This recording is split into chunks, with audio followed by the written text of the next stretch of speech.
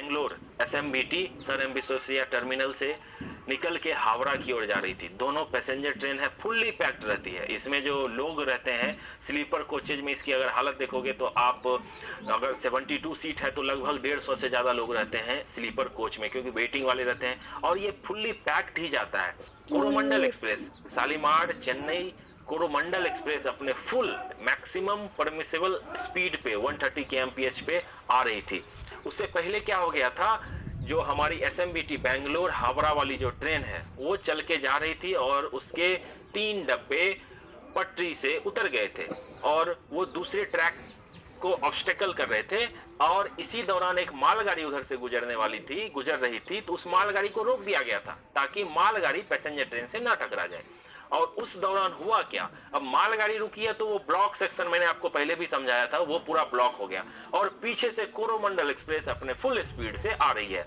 और ऐसा कहा जा रहा है कि सिग्नल रेड होने की बजाय सिस्टम फेल्योर हो गया। सिग्नल फेल्योर होने की वजह से लोको पायलट, उसके जो क्रू थे, असिस्टेंट लोको पायलट, उनको पता ही नहीं चला कि आगे ट्रैक पे एक मालगाड़ी है। क्योंकि ट्रेन जब 130 के स्पीड से चलती है तो आप अंदाजा लगा लो, ट्रेन अगर आप रोकने की इमरजेंसी ब्रेक भी लगाने की कोशिश करोगे तो कम से कम 1 किलोमीटर, कम से कम 800 से 1 किलोमीटर डिस्टेंस लेती है ट्रेन रुकने में।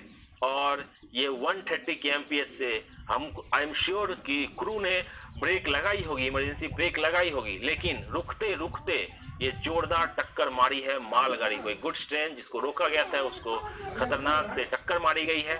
और आप अंदाजा लगाओ, आगे के 2 कोच, आजकल जो कोच रहते हैं उसमें जनरल कोचेज रहते हैं जिसमें कोई आंकड़ा निकल के नहीं आने वाले। कितने लोग उस जनरल कोच में थे, आप जनरल की हालत देख के अंदाजा लगा लो कितने लोग होंगे उसमें।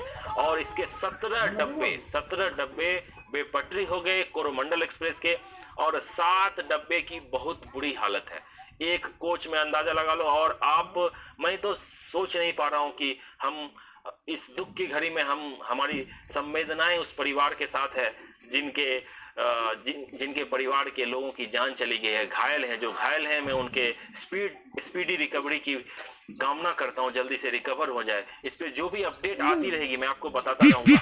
मैं थैंक्स कहना चाहूंगा उड़ीसा में जो बालेश्वर के लोग हैं उनका भी, वो रात भर लगे रहे इस रेस्क्यू ऑपरेशन में, साथ देते रहे।